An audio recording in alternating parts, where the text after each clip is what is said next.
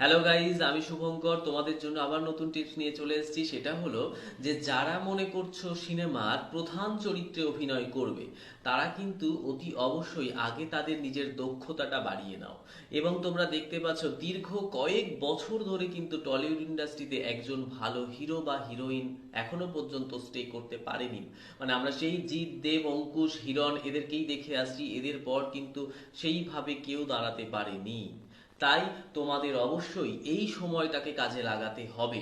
তার জন্য অবশ্যই যেটা বললাম সেটা হলো নিজের দক্ষতা দিয়ে কাজ করতে হবে, নিজেকে চেহারা ফিটনেস রাখতে হবে, অ্যাক্টিং পাওয়ারফুল করতে হবে, ডান্স ভালোভাবে করতে হবে, গাড়ি চালানো জানতে হবে।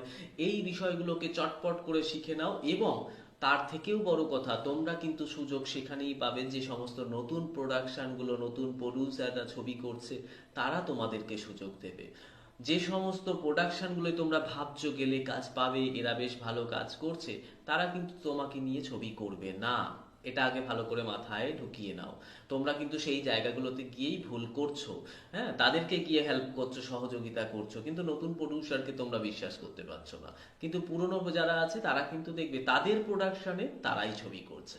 তাই সেখানে কিন্তু তোমার হিরো হওয়া সেজে উঠবে না।